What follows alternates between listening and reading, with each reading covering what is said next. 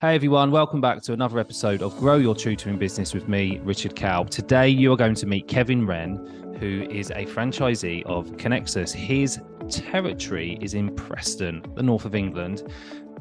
We were connected a few weeks ago and it became clear that we have some shared values, similar personality traits, and the podcast doesn't disappoint. We talk way longer than what we probably should have done, even to the point where it comes to an abrupt end because I had to tutor almost straight away.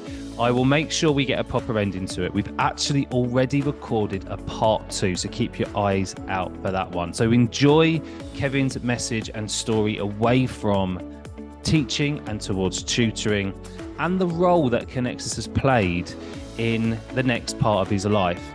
Get your notepads ready and enjoy.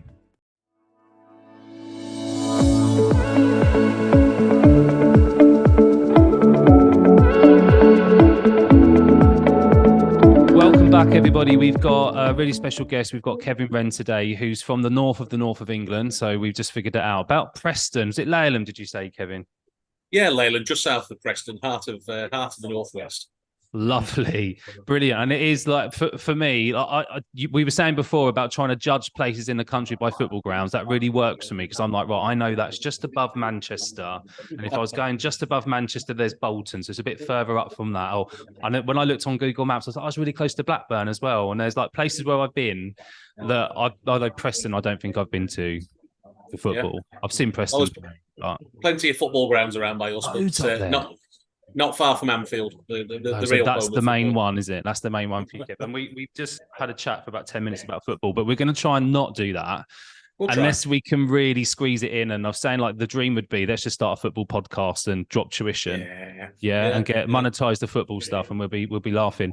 But let's actually talk tuition and let's talk education because that's what we're here for. Well, welcome. Thank you for giving up your time. It's great to connect with. What I've been promised is, we're quite like-minded people. And when I was speaking to Sharon, she was like, "Oh, definitely get him on. It's like 150% yes." I was like, "Right, great. I'm really looking forward to this." Well, that's much appreciated. Yeah.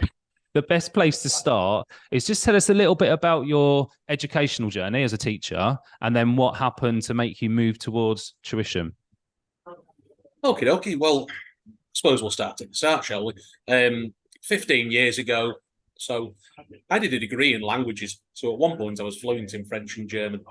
Not entirely sure I use that day to day anymore, but that's why I came to the northwest of England, did my degree in Preston, and then sort of scratched around after. Wasn't really entirely sure what I was doing, what I wanted to do, where I was going.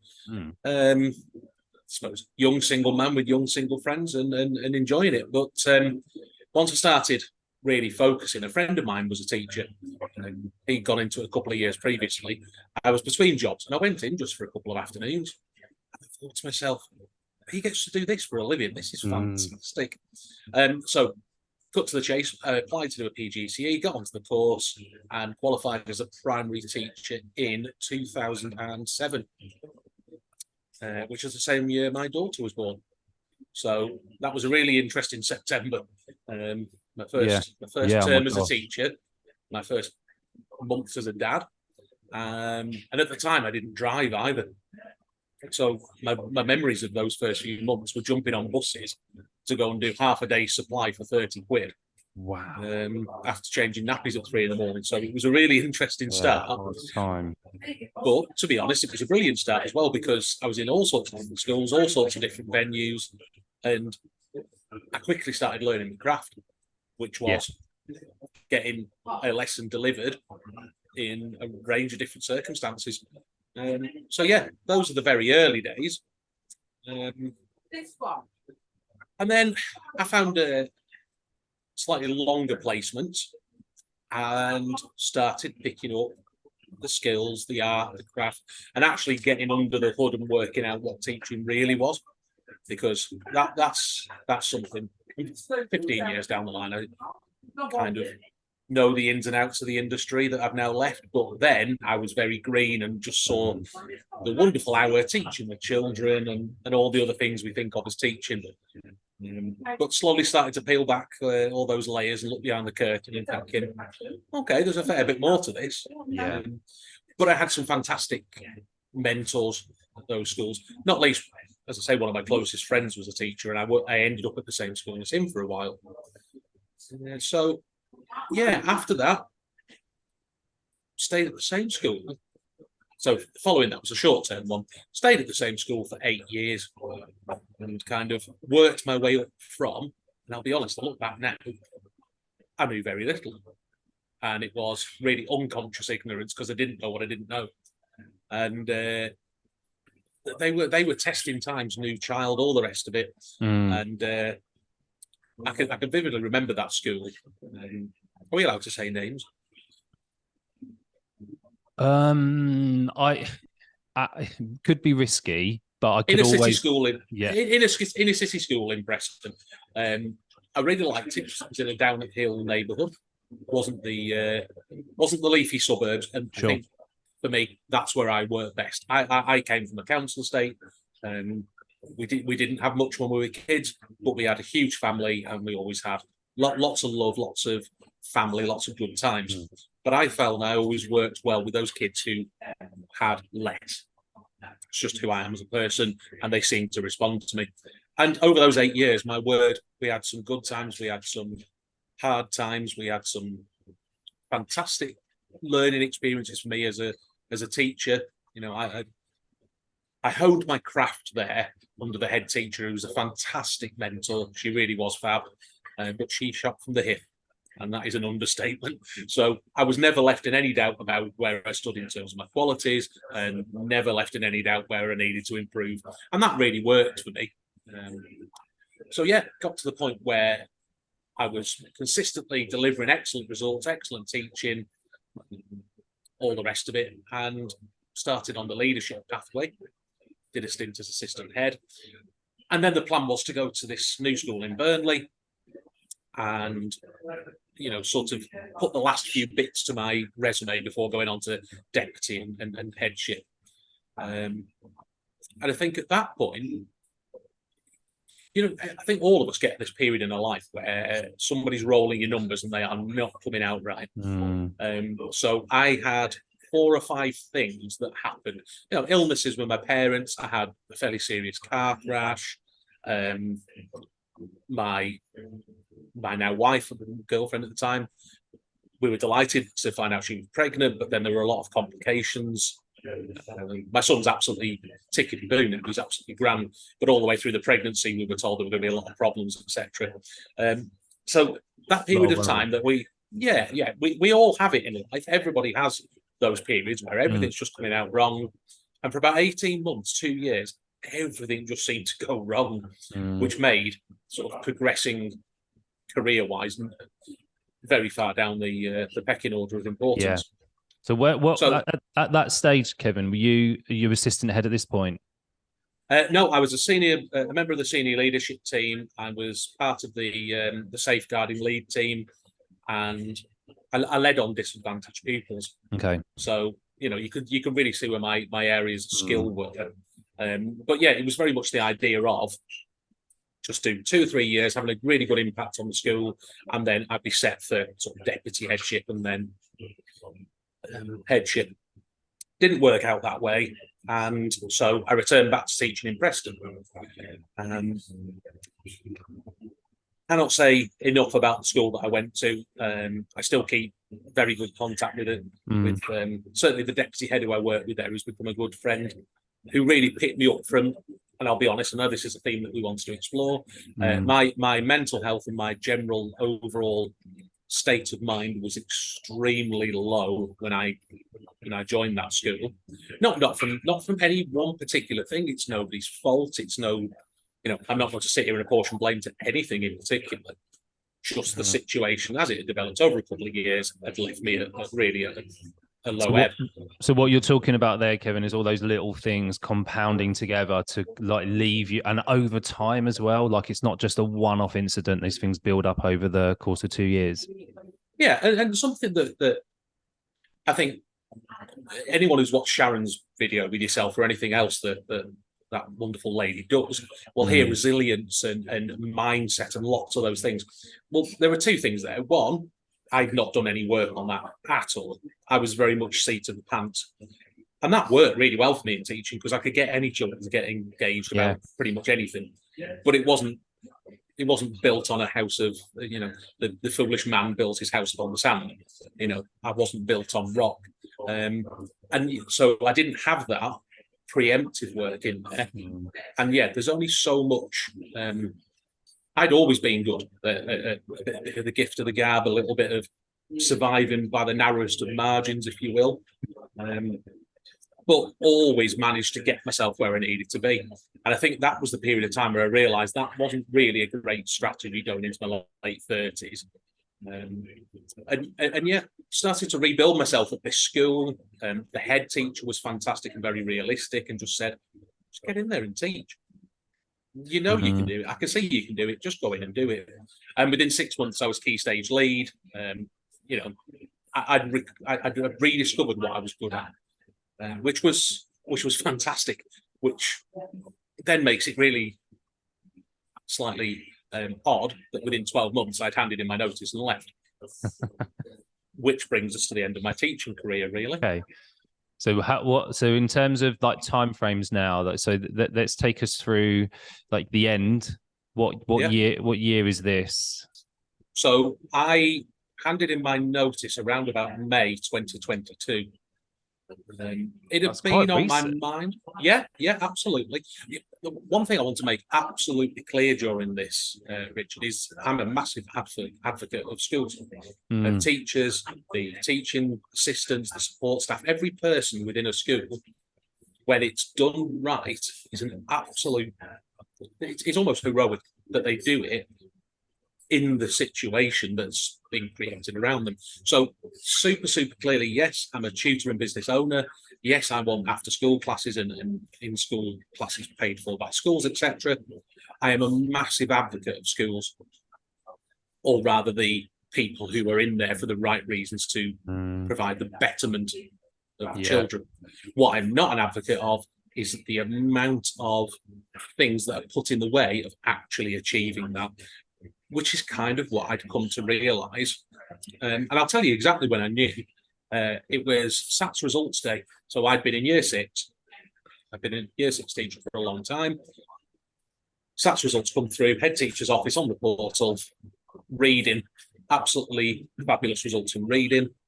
Our writing had been externally moderated, fantastic results, and maths was slightly down. So I've got 2 key things way above what we expected. One was slightly below what we'd expected. I'll give you a guess which one of those 3 I focused on. Yeah. And as I walked out of the room, all I could see in my head was another 12-month process. An upcoming Ofsted report, Ofsted inspection, where maths was going to be a deep dive. I was maths lead. And I went back to my classroom, which was maybe 15 seconds walk, sat down at my desk feeling totally deflated, even though the results, the majority of the results have been fantastic. And I just sort of sat at that desk, and it sounds a bit glib, really, but this is the honest truth. I looked and sort of the next 20 years of my career flashed in front of me, which as a male in primary schools with a lot of senior leadership experience, pretty much would have been a deputy headship somewhere, probably a headship. And that would have been me, 60 years old, hoping to retire. And in those 2 minutes that I sat at my desk, I just thought, that's not what I want. This is enough now. I am now enjoying the job so little that I can't do that. And I never wanted to be an administrator, a runner of a school, a manager of a school. That's not what I wanted. I wanted to work with the children. And I stood up, walked back down the corridor, knocked on the door again and said, I need you to verbally accept my resignation, otherwise I'll never do it. Wow. And that was that. And then so the SATS results came in that year, and outside of that, a few minutes after that meeting, you're just like, no, that's it. Yeah. I just knew that meant, and again, just want to be super clear that the school and the people and the leadership team, as sane as any school can be in these circumstances in this day and age, fantastic, fantastic people. The whole team, everybody in the building. I haven't a bad word to say about anybody. So, not the school's fault, not anybody else's fault. There's no blame. But I absolutely knew I had nothing left to give. So and the is fear this? was, Yeah, sorry, go on, mate. No, go. the fear for me was, and I think anyone in teaching will recognise at least some of this, is that you drag yourself to that finish line. People outside of teaching might think, oh, what a load of nonsense. Whatever preconceptions there are out there about teaching, we know as people in the industry, you drag yourself to the end of that line. As do the children, they're shattered by the end of it. And I thought, I'll do that. I'll have a couple of weeks at home with my family. We'll have another lovely 2-week holiday. I'll feel the sun on my back, fantastic. And then by September, I'll have just about got the energy to go back. You just thought that's the cycle. There we go. I need to get off. And my conversation with my wife, who's wonderful, incredibly supportive, and very analytical about these things, I just said to her, I'd love to be a bus driver. Because once that door closes at the end of your route, you're done. And anyone who goes out there and grafts, anyone who will work, anyone who gets up in the morning and go and earn a wage. Remember, this is coming from someone whose parents were factory workers the majority of their life. My mum, by the time she retired, was microbiologist, but she started on the shop floor. So my background is incredibly working class, and I have utter respect for anybody who gets out of the bed in the morning to do any job. So when I say I'd like to be a bus driver, it was simply the idea of point A, all the way back round, finished, doors closed, go home. And that's where I got to. I think there's a couple of things here. Firstly, that's really similar to my upbringing. My dad's a farm worker and never seen someone work so hard my whole life. You know, I've never seen anybody do it. Like, as in, there's people out there who are labourers and there's people out there who will do, you know, like you say, factory shop working. And there's times when my dad was a lorry driver for the farm. So we'd be up, get up at like 10:30 in the morning, get to work for about 11. He'd work on the farm till about 6, and then he'd drive the lorry up to London. He wouldn't get home till 2 or 3 in the morning. He'd do it again the next day. Then harvest time, he'd get in at midnight. He'd get up at 5, and he'd be doing that for 2 months of the year. And as a kid, like, don't get me wrong, like, some of it was amazing because you'd be out on the combine harvesters and you'd be out on the tractors out in the fields. Amazing as a kind of, you know, being brought up in that environment. But my dad didn't earn a lot of money, and oh my God, whatever he earned, you know, he really grafted for it. And I think when you I often attribute like what I do, because my dad would not say I work, right? So whenever I say I've had a really hard day today, I'd never say that to my dad because he would just go, he'd give me a slap round the face, I think. Yeah. But I often think about like those moments when I'm like feeling maybe a little bit low or maybe just tired and go, can I really do this today? I literally think about my dad and go, God, those times when I'm 41, those times when he was 41, going to bed at midnight, dragging himself up at 5 in the morning to do it again the next day. And I'm moaning about coming up here for a few hours. But do you think he enjoyed it, Richard? He absolutely loves it, mate. I'm not joking, mate. He absolutely loves it. He's retiring in about 2 weeks. And he's going to go back and work. I was chatting to him about 2 weeks ago about it. I've been chatting to him off and on for about a couple of years because I've been trying to like pick his brains about the whole retirement thing, because it's something that worries me a little bit when someone works like that and it stops. I feel like that's danger time. I really do. I feel like something like it's a bit like what Sharon was talking about with your North Star, and what in my course we talk about having a purpose. And if someone takes that purpose away or you've lost it, I think that's really, really dangerous. So I've been talking to him for a little while. But anyway, about a couple of weeks ago, I was saying, like, what's the plan? And my dad's such a hard worker. The farm absolutely love him. Like, to give you a really brief overview about this industry, when he first started working at that farm, he was 18. So he's been there. He's just about to turn, he's 67 in 2 weeks' time. So he's been at the same farm for that long. When he first worked there was about 40 members of staff, like farm workers. There's only 3 now. And he's the one that stayed on the whole time. So they absolutely love him. But anyway, he's saying, like, I'm probably going to stay full time till December. And I'm like, oh, what does mum say about that? Because you make sure you Yeah. check it in, because my Yeah, mum will yeah, be yeah. in the background going, no, you need to come and do this because we plan to go on holiday. And they've got all they go caravanning. So their plan is to sort of travel around the country a little bit. But it's Amazing. I think back, and he does love it. So I think that is like the secret source of anything, isn't it? It's the love Yeah, and passion. absolutely.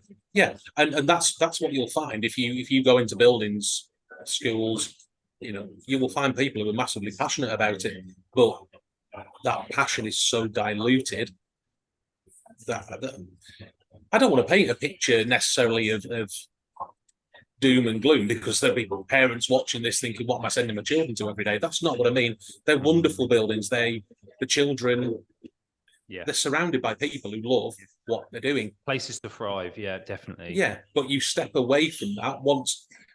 I suppose it's some a piece of advice I was given early in my career, by a really great guy who was my deputy head of the school I was at for a long time. He said, you have to learn to put your cape on, Kevin.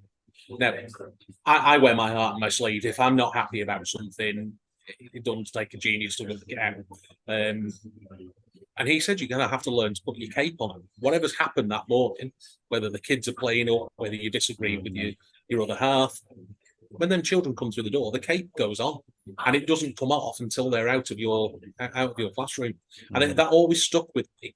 And I was able to do that. And even in my lowest periods of time, that hour, say I'm very passionate about teaching maths, and you're 3 or 4 days into a unit and they've been stuck and you've been chipping away at it, and that light bulb moment, just the way you've approached it, something you've done, whatever, maybe you've been practical or something, and they've got it.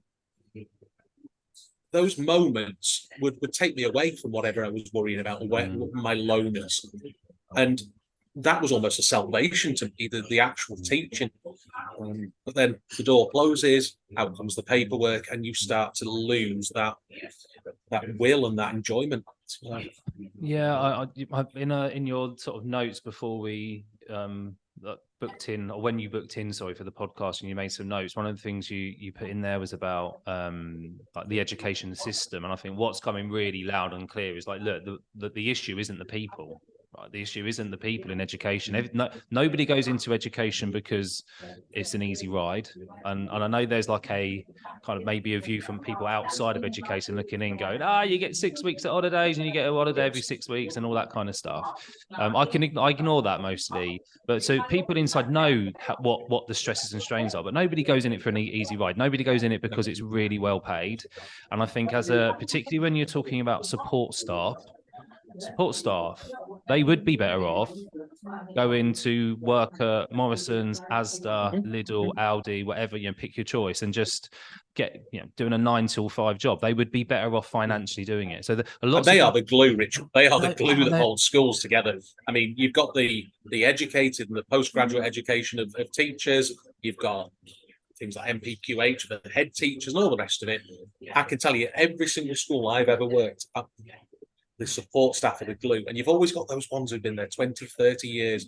It doesn't matter how many times you look, you can't find their cupboard, and you just know that one resource you need that one time is in that cupboard. I had a magical TA. My first year. Well, I actually stayed at the school where I trained at. I did the GTP, which I think Schools Direct now, and the first year was great. I was with a teacher most of the time as a mentor. She was amazing. And the TA in that room was also incredible. We had an incredible team. And then my first year I stayed on, they offered me a job. I went from year 6 to year 2 with a really experienced TA, Diane Hutchings, her name was. And she was just amazing. She really similar. I've got really similar story. She just fired from the hip, just bosh. And it took us I'd say about 4 weeks of doing this dance before we kind of settled into this is the relationship and this is how it's going to work. Yeah. It was really fast, and we were really close friends. We actually lost her last year, which is a real shame. And she was just such a close ally of everything that we did together. And we actually talked together for about 6 years in total. She was just an absolute star, but she was one of those, like what you're talking about, the cupboard made me giggle, because I used to be like, I really need to get this thing. Like there was a manipulative or something. Yeah. And she went, well, give me 5 minutes. And she'd just go and find it. And I'd be like, but I was in the cupboard for like an hour earlier and I didn't find it. She went, oh yeah, well, I got a stash somewhere, like somewhere. Yeah, okay. Yeah, just Yeah, magical room that dug. I just imagine like those little things people dig into the ground that only she knows about, and it's on like a GPS nice. thing or something. Yeah, So, yeah. it was Maybe that's amazing. a secret, Richard. Who knows?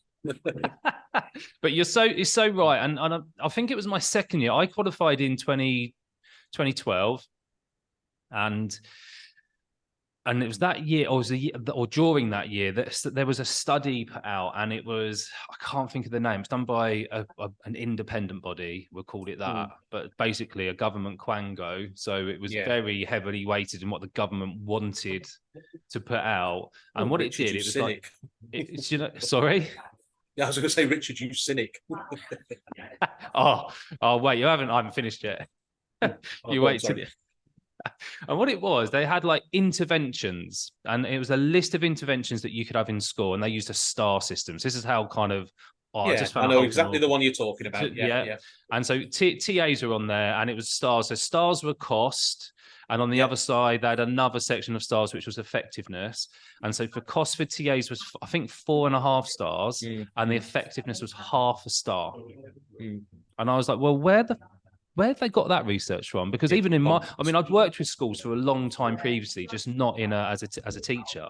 And I was like, well, where are they getting this from? Well, who have they asked about this? And it, even just the fact that the cost was high, I felt was one thing that was wrong. And compared to what? Because there was other things.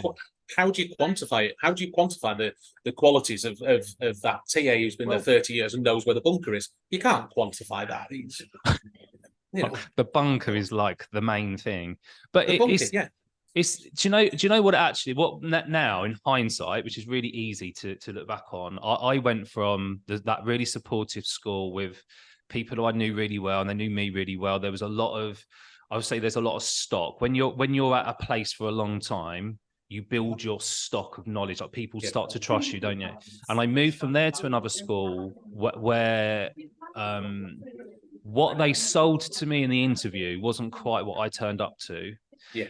And they had no TAs. Like basically we shared one TA between classrooms. I had a split year class of year 1s and 2. And it's impossible. The kids were lovely, they're amazing, but I couldn't quite get the support right for them. And that was the beginning. It already started before that point, and I was itching about 18 months before I took that assistant head post, and I couldn't quite figure out what it was. And I thought it was, you need to go to the next stage. You've been here for a while. You need to go to the next part.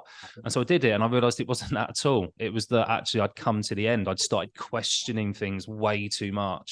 Again, not the people, just the system that we're all in, and people are reacting and I suppose going along with things that are just being pushed out to schools rather than questioning. And I want to get your opinion on this, because you're on the outside of it, and we already know that, look, it's not the people aren't the problem, it's the system in which we're all based in. How do we start to begin that change towards like leadership? Like, because is it a leadership problem in schools where someone's going, I used to like fantasize with a colleague of mine who's deputy head, and so all it would take is about 10 head teachers to get together and go, so we're not going to do this anymore. This is pointless. Why are we adding 20 hours a week onto somebody's life when it doesn't make any impact on the children's learning? Like, what is the issue? What's your opinion on this? I think something you'd need a 50-hour long podcast to really unpick that. But I think to sort of encapsulate it into an example, something that became clearer and clearer, and this was in the last school that I worked at, who, as I say, were as sane as a school can be. It was pointed out to us repeatedly by the head and the leadership team in general that there's only one statutory document in this country for the delivering of teaching, and it's the national curriculum. And when you actually look or physically hold or download the national curriculum, it really isn't that big. It genuinely isn't. You'd think it would be an absolute tome of multiple volumes and all the rest of it, but it genuinely isn't. Actually, what's within the national curriculum is there to guide the teaching of key things. And I think there has become an obsession in teaching with minutiae. And that was right the way from the top. So from the government who set policy. However, I can't criticise the national curriculum because it isn't this gigantic thing that's unwieldy. It's actually usable. But take me here in Lancashire. Lancashire are a leading authority on many things, and they produce things called LAPs, and they were part of the CLIPS movement and all that APP that came through a few years ago and scared everybody to death. And that became minutiae. And I think there are so few people who are willing to strip it back to the actual core purpose of delivering in school.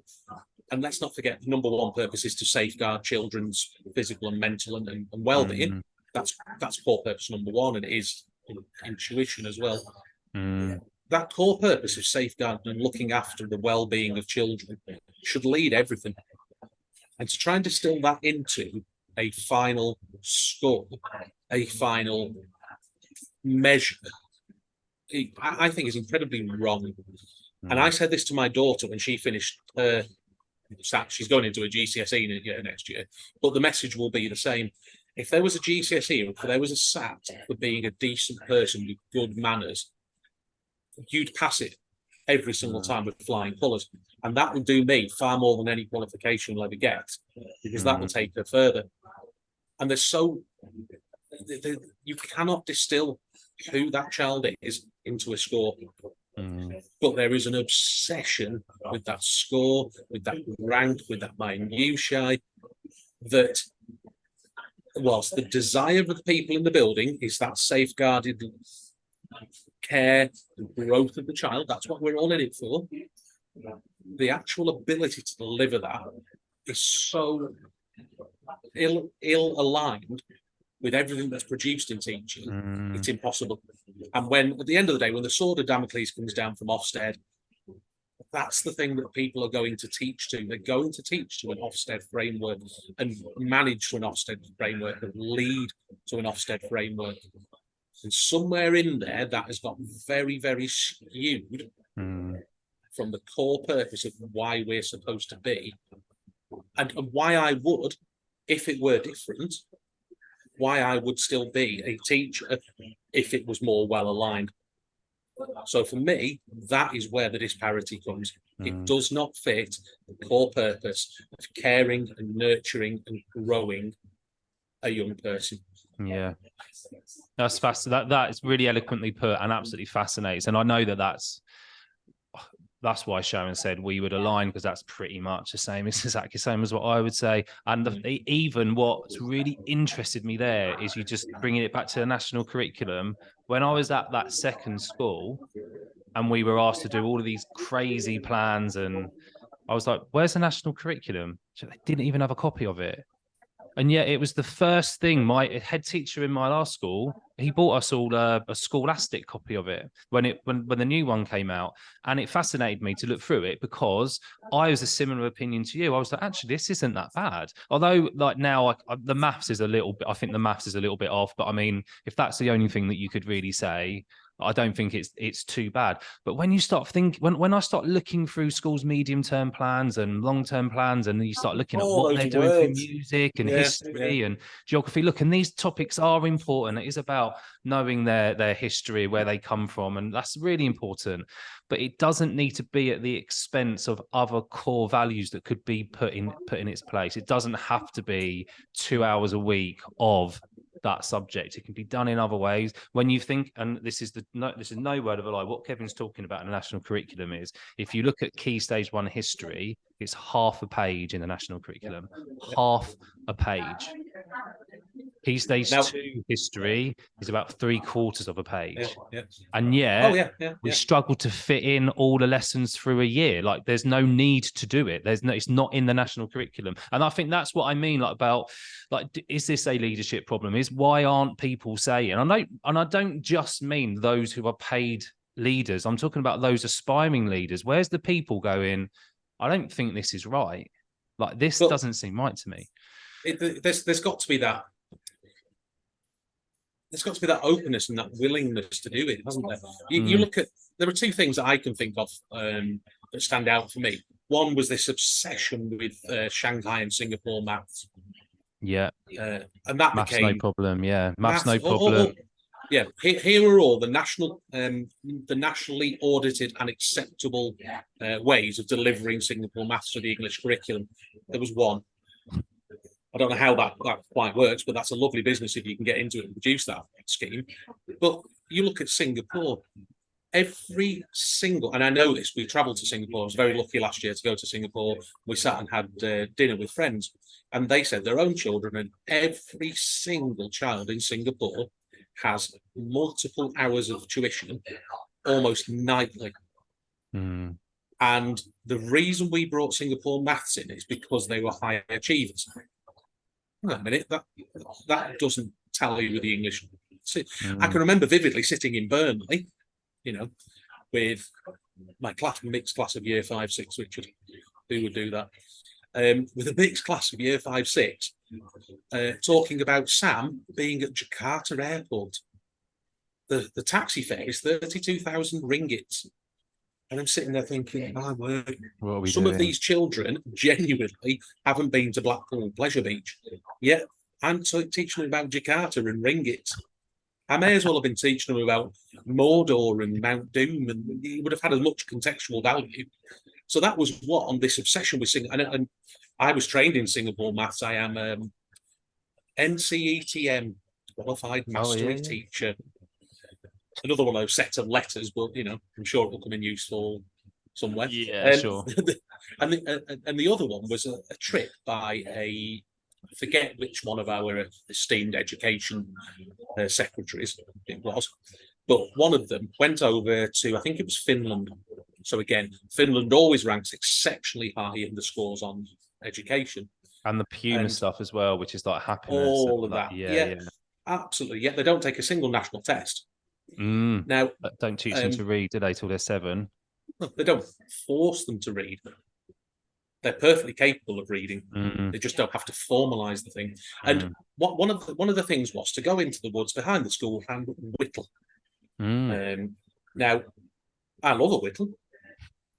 When we were kids, my dad ran an allotment, and we'd always be down there with sticks and whittling, just whittling. And one of the questions that this education secretary asked, which beautifully surmises all this for me, is what do you do if they cut themselves?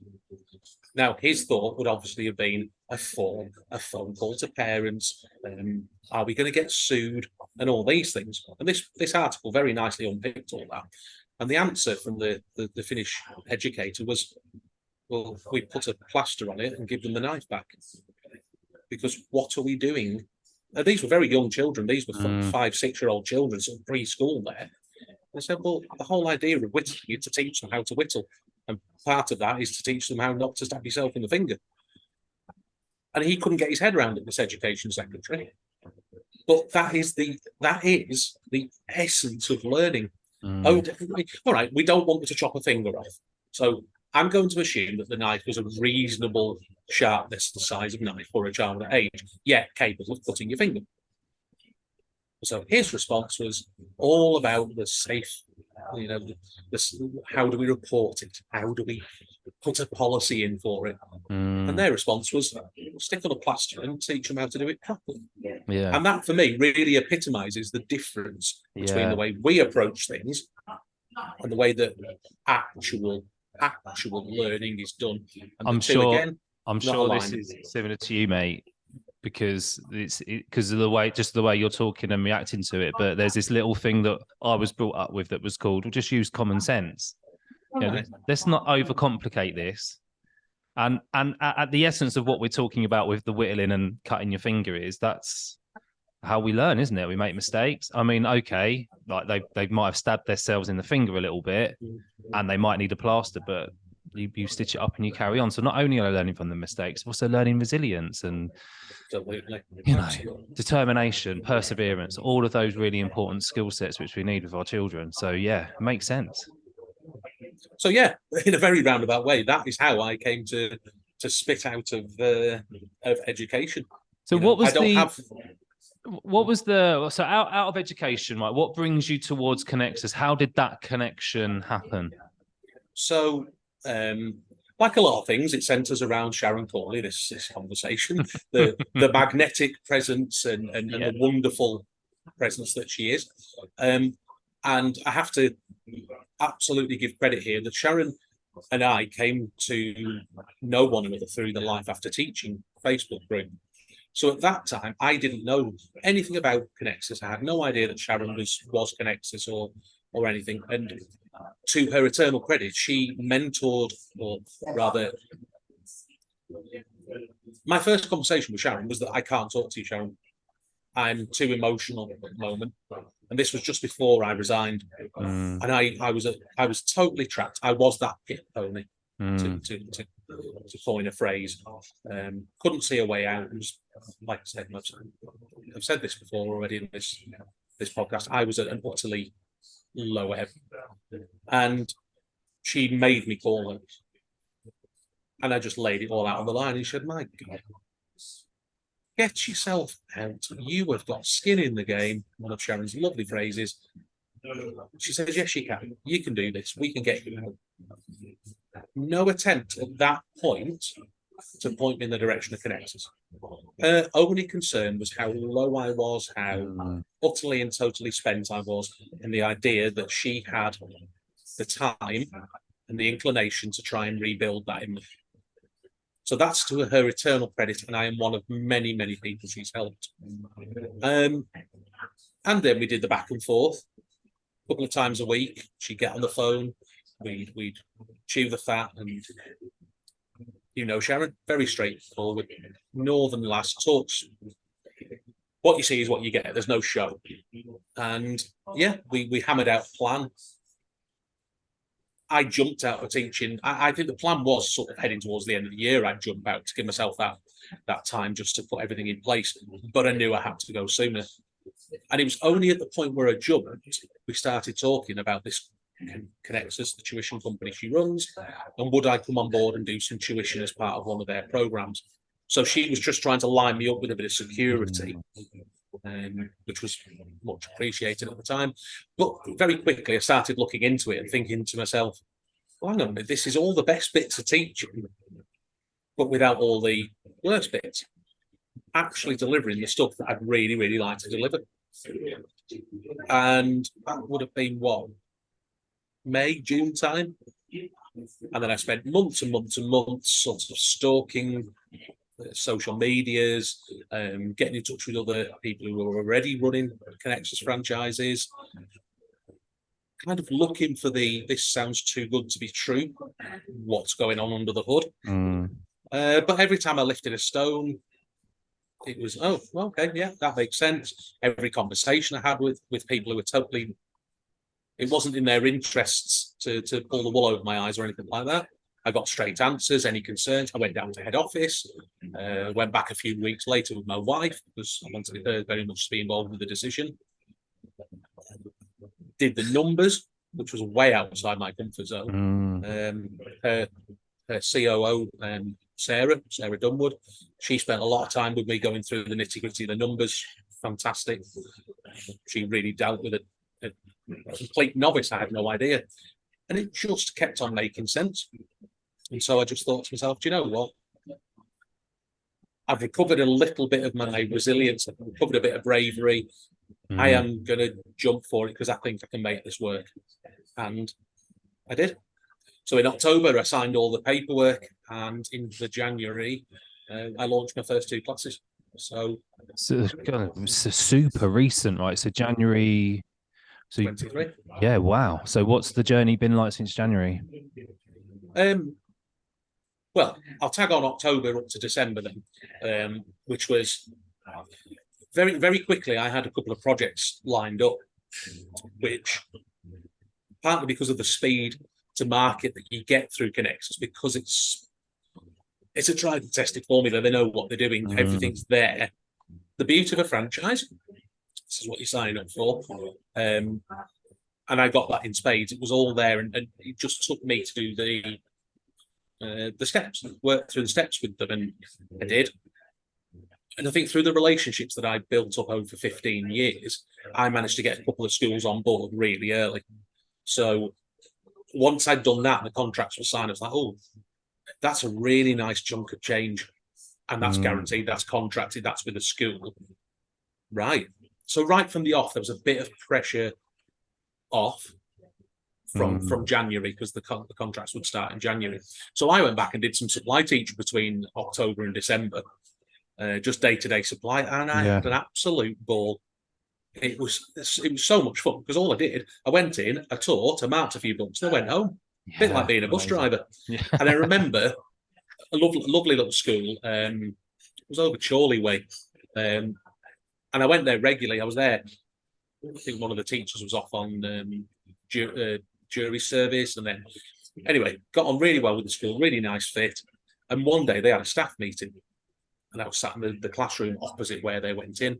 And the deputy, bless her, came in. She said, "I'm really sorry, Kevin. We're going to have to close the door. Confidential meeting." And I just thought to myself, "That's lovely, but the idea of you closing the door and me being on the other side of it is manna from heaven. That's fantastic." Because what you're about to discuss in there is probably 90% not going to impact the day-to-day delivery. Yeah. And so at that point, I'm sitting there going, yeah, this is starting to feel right. I've got the right idea here. Rebuilding myself. I'm meeting my bottom line. I won't lie, massive reduction in my income. And I've been on the same UPS TLRs for years as a senior leader. My pay had barely changed, and I probably halved my net income. But luckily, the position we were in as a family, we were just about able to do that. But very quickly, those contracts came on board, and it was January before I know it. And the first class that started, which is Hutton Village Hall in BR4, had myself, my fantastic tutor Will, who's been with me since the beginning, and 3 children. So I think there was something like 94 quid came through the door that night. 64 quid of it got paid to Will. 30 quid went to hiring the hall. I think I came out with about 3 quid on that first night. Welcome to business. Yeah, that's like, no. Absolutely. But to give you context, the week before GCSEs started, so we're talking May time now, I think in Hutton alone, we had 34 children. Yeah, it's amazing. You know, and that's one of the 2 classes that was running at the time. Because what we do is, A, it's needed, and B, it's really high quality. That's one thing I never have to worry about, is the quality of what we're delivering, because I only employ qualified teachers, so you've got to have QTS to work for me, and across the Conexus network, that's the same. And they get 30 to 35 children. That's what we're used to, isn't it, in a classroom? Yeah. I'm putting them in groups with 6 children. It is the pure essence. You know, we're talking about this lack of alignment.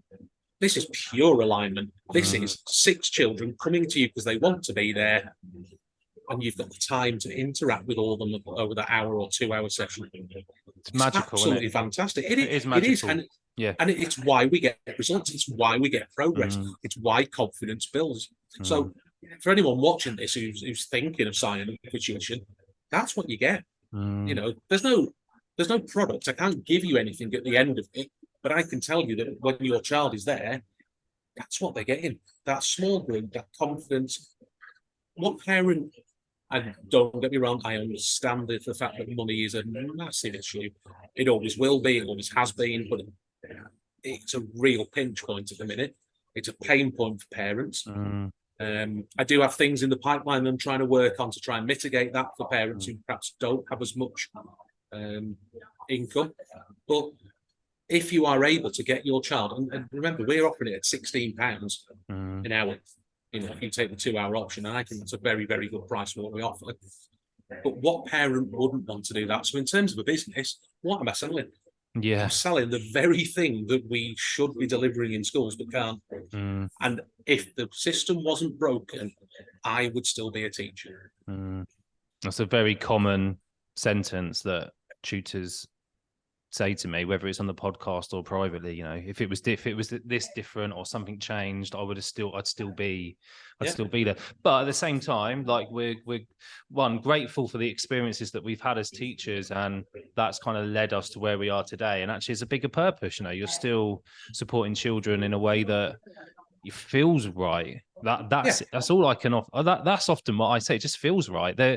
I've been doing one-to-ones this morning, and before we met, and the children I've supported this morning, they're very much like, they don't like maths, but a couple of them, they don't like maths. They absolutely hate it, but they're actually really good at it. They just don't know they're good. And like the beauty of working in a small groups, often those guys are in small groups usually, is that they get to see it in a different way to what it's like in the classroom. They get to see that actually I'm pretty fast, or I can help that person. I'm giving them That's it. support Yeah, with yeah, their yeah. maths, and like That shared learning. yeah, that's the magic in it. Which I'm not saying that's missing from school, because that does happen, but Yeah, it can yeah. also get missed in there as well. Particularly, I was talking about like support staff earlier on, like that actually they're becoming like gold dust. You know, schools are having to force reduce their staff, and that's often where they begin. You know, suddenly we're not having a TA in a classroom, or perhaps we're only getting them in the morning, and that's shared person between 2 or 3 Yeah. classes. I That's think that's the beauty of where we're at, Richard, is that we get to carry on doing what we love. yeah. You know, but the distilled. If a child comes into our class, into one of our classes and into their group, and 3 of them want to do circle theorem, and 3 of them want to do multiplication of fractions, I'm not going to then sit them and make them all do algebra. There's the difference. It's that pivot. Right, this is what I was planning on doing.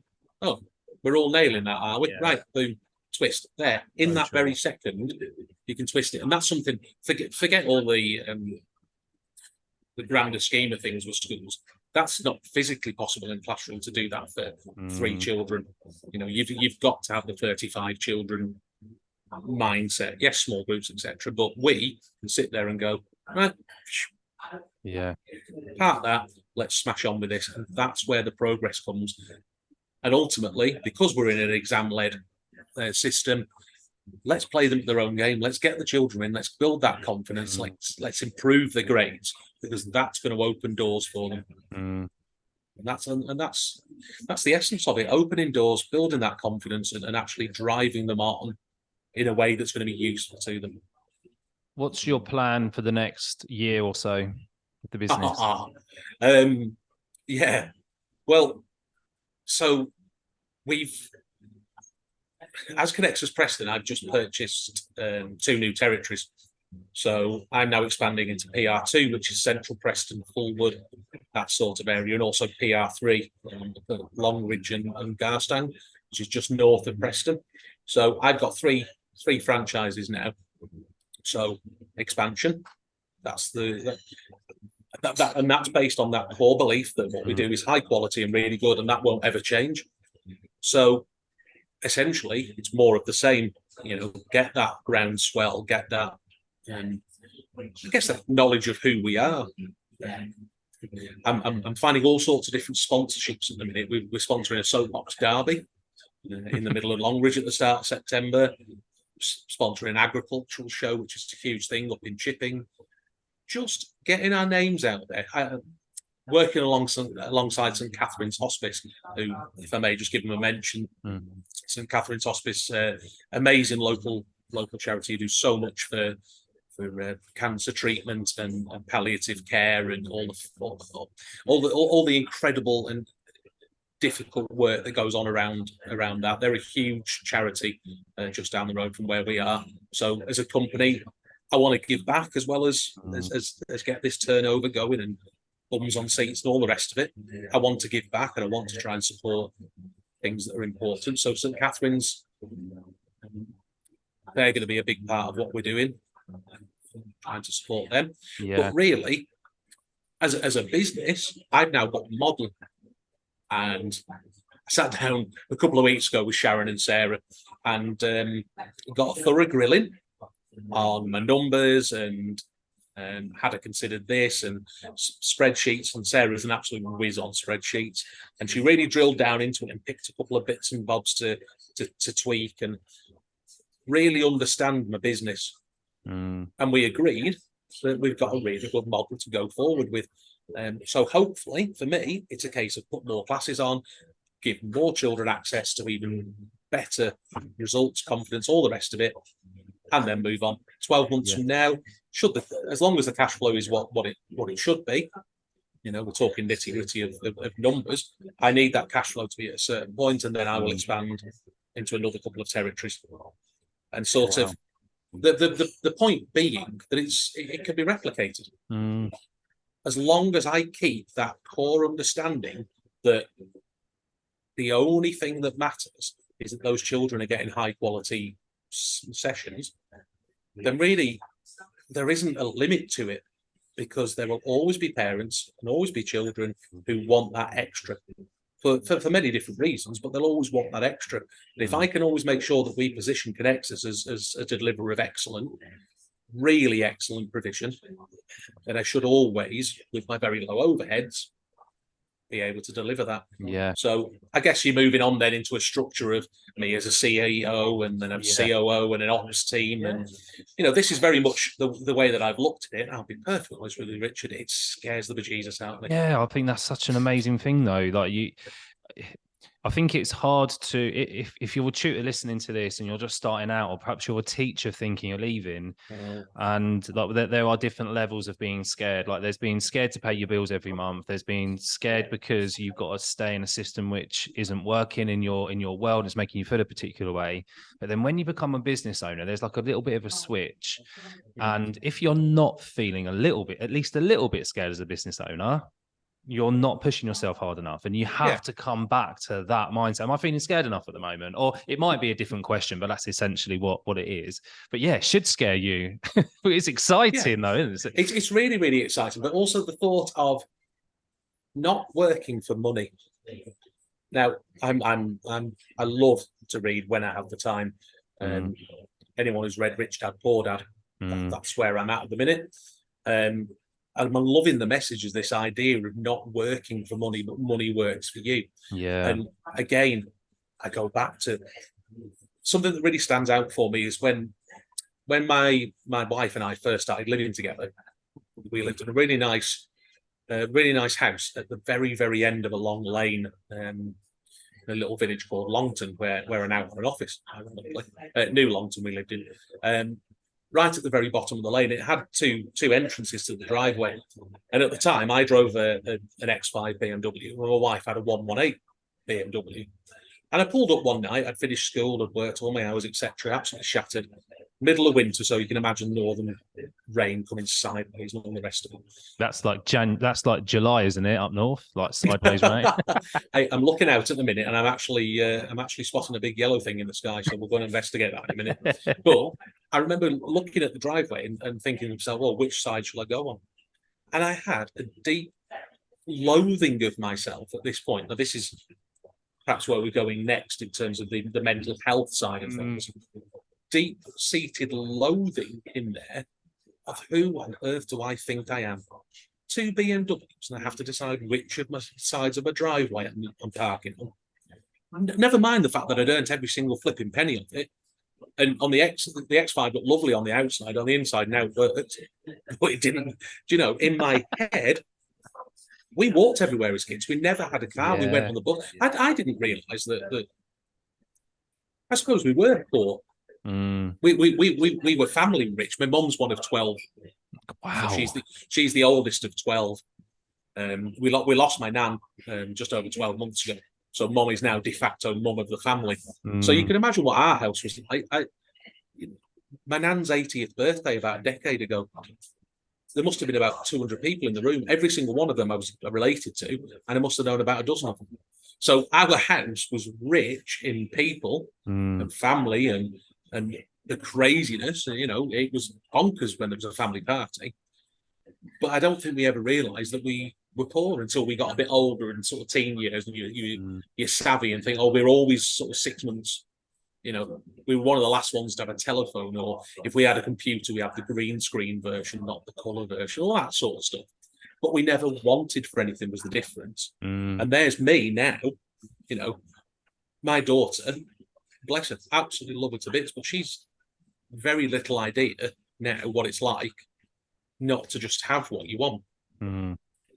I try and teach her, she's recently understood that she's recently learned, not understood yet, but when she turns 16, which is in only a few weeks, she now has to start paying for her coach to the football. So she'll go to about, I don't know, 25 home games over the season, and she's going to have to pay £5 every time she goes. And she's mortified by this. That's £5 to go to the game. I pay the 45 quid ticket and the drinks and the food. Yeah. You know, we're off to Chelsea on Sunday. That's an £80 train ticket, £30 ticket. But she has to pay £5 for the bus. But so I'm still trying to instill that understanding. £5 is nothing, really, in the grander scheme of things. Of course it is. Yeah. To me, sat here, and again, that's not meant to sound arrogant. I just £5. I can find £5. I could easily pay £5 more for her to go on the bus. But when she turns 16, she's paying for the bus, otherwise she's not going. Yeah. And we had this conversation yesterday, and she was mortified at the thought. I just thought, well, when you're 18, you're paying for all of it, and that will mortify you. But just having that grasp and that understanding of where I'd come from, I couldn't sit with it. And there was a deep, deep sense of almost a deep dislike of myself as these two people, one driving up to his nice house with a pair of BMWs, and this kid who thinks, well, why didn't I have this? Who are you to have this? And the mind shift from there, which was about 4 years ago, to where I'm at now, has massively come because of a lot of hard work that I've done on my mindset.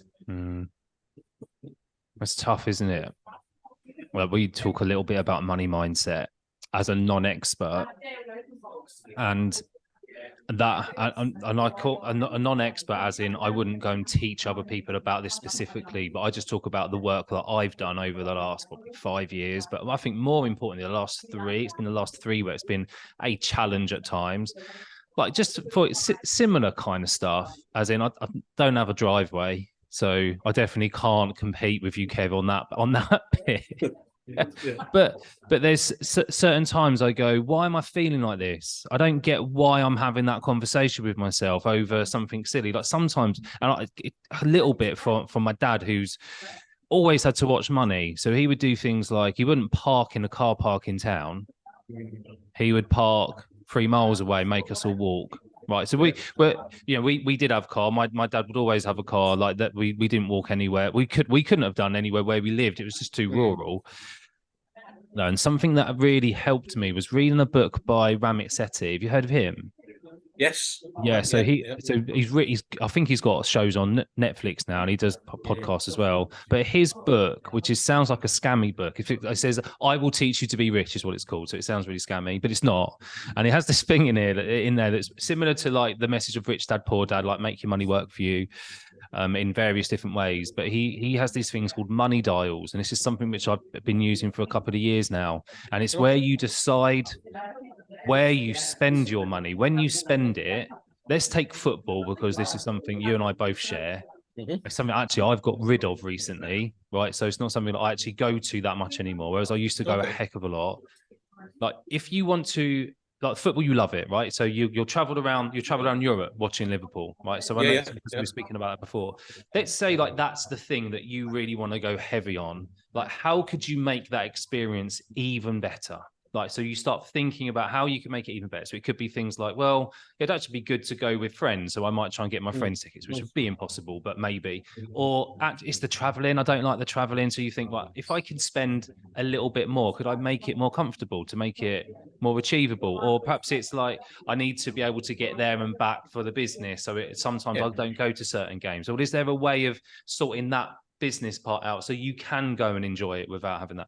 And then he says, like, then you go to the things you don't like spending money on, the things that you could just like you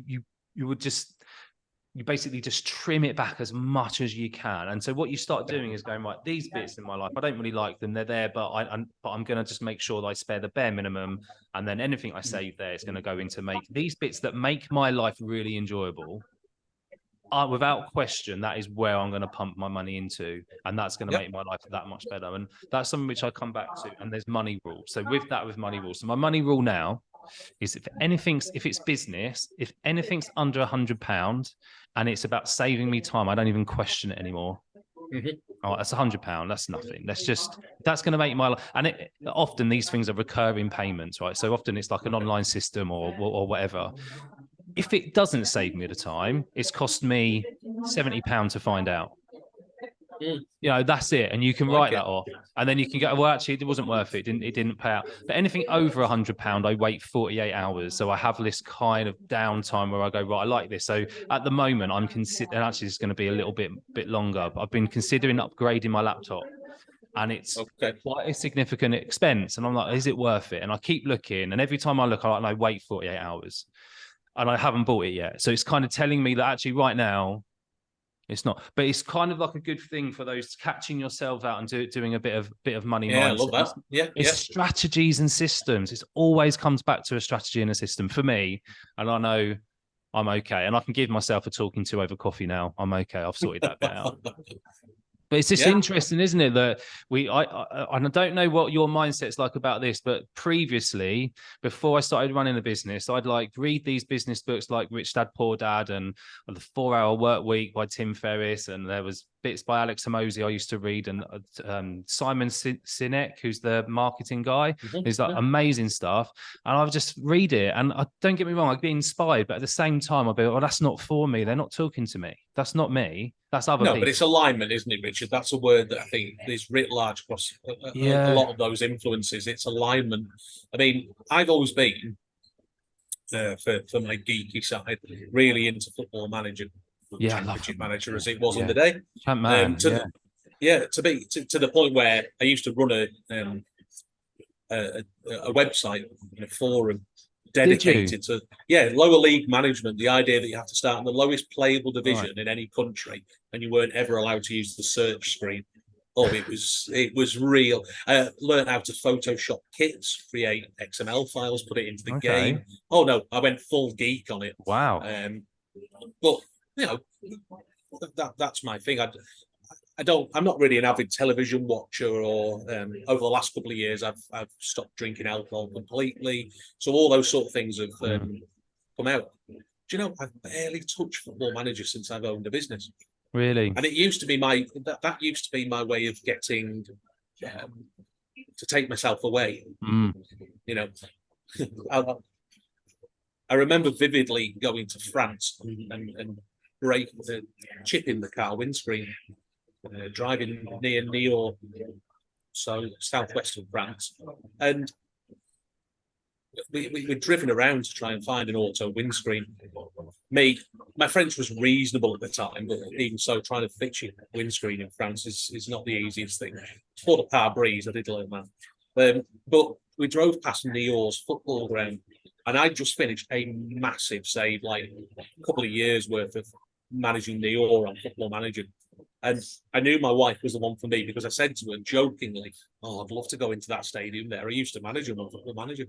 And she pulled the car in, parked the car park, never even batted an eyelid. And I walked onto the middle of the pitch, and I have a photo of me in the middle of the, it's not, I want to call it Luigi Glombar, but that was the star striker.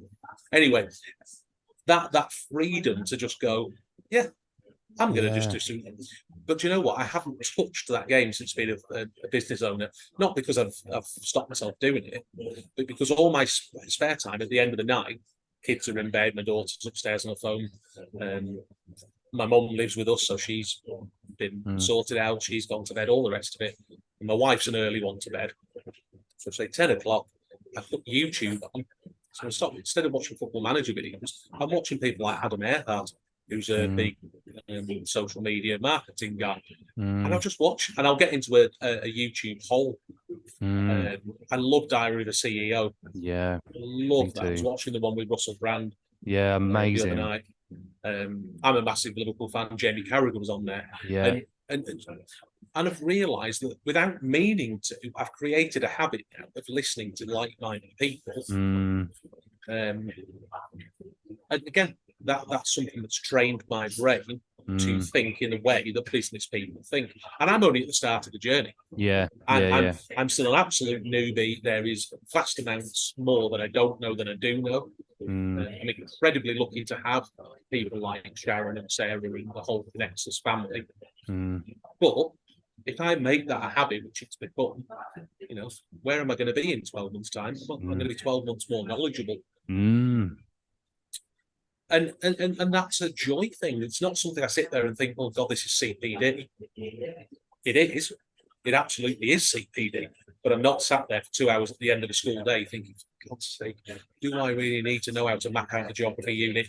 Yeah, I mean, something I talk about and shout about quite a bit is the fact that you have this freedom now to do the CPD that you need. I won't go too in depth into this, but I had a conversation with someone who's basically selling a membership for tutors about a week ago, and it wasn't quite aligned with what I wanted. But what it did do was spark me into action to go, I'm ready for something. So I had a business coach about 2 years ago, and we got on brilliantly, and he's just an amazing guy. And I came away because it was part of a different, basically a mastermind, business mastermind, and it wasn't quite aligned with where I was going at the time. Anyway, we've got back in contact because I had that conversation, and I was like, I got like, I don't know, really excited about it. And then I was a little bit like, oh, afterwards, it wasn't quite what I wanted. It wasn't quite what I thought it was going to be. Yeah. And then this is like the world, that manifestation stuff, like synchronicity. He appeared in, we message each other semi-regularly, like maybe like once every 4 months, something really random. And he messaged me that day, how's it going, Rich? And I was like, oh, actually, yeah, business is going well. I think I started to launch the 8-week course, right? So it was around that point, about 2 weeks ago. And I was like, it's actually gone really well. Like loads of people have kind of like expressed interest, got a few signups, that kind of stuff's going on. And he was like, oh, great. And he was one of the reasons why the group started to grow. So he was like the mentor in the background, kind of like doing the strategy for the group. But when I finished working with him, the group was about 500, 600 people. So I was like, mate, you're not going to believe, like this group's now at like 2,500 people. I just want to say a big thank you to Kevin, because the session was actually abruptly ended there because I had a student coming in for a session.